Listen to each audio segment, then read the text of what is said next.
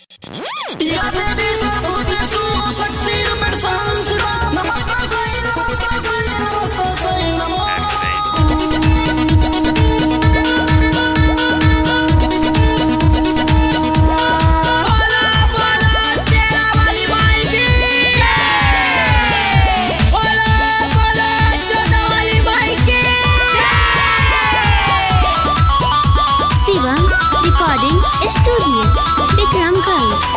लाली रंगे चुनरी बाजार से लाई चढ़ गईले नमिया से कलसा धराई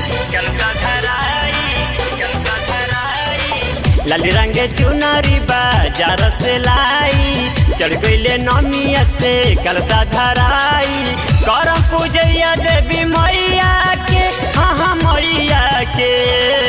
गंगा के जलवा से पौआ पखार 9 दिन 9 दुर्गा मैया के गंगा के जलवा से पौआ पखार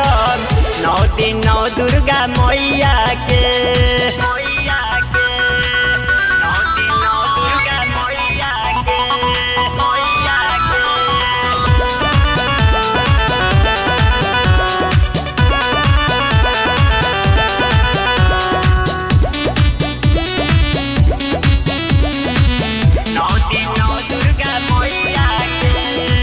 उड़ौल के हरावा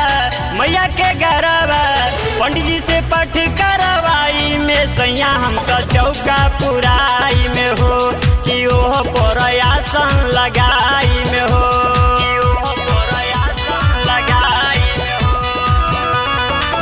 उड़ौल के हरावा मैया के गरावा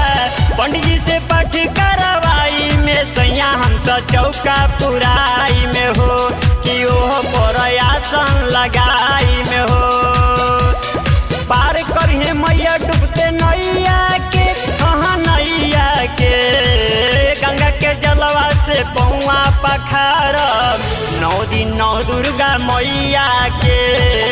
गंगा के जलवा से पौआ पखार 9 दिन 9 दुर्गा मैया के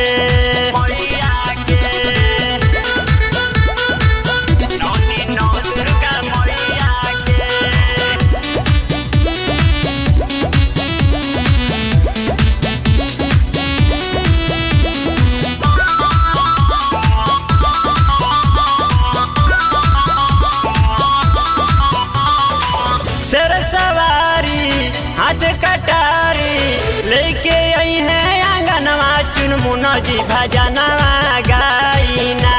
कि सुगर ललनवा पाई में ना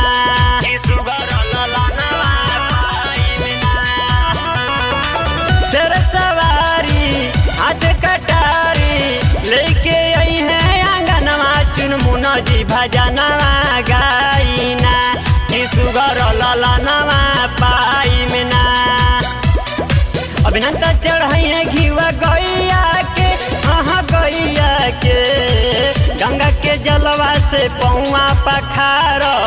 9 दिन 9 दुर्गा मैया के गंगा के जलवा से पौआ पखार 9 दिन 9 दुर्गा मैया के।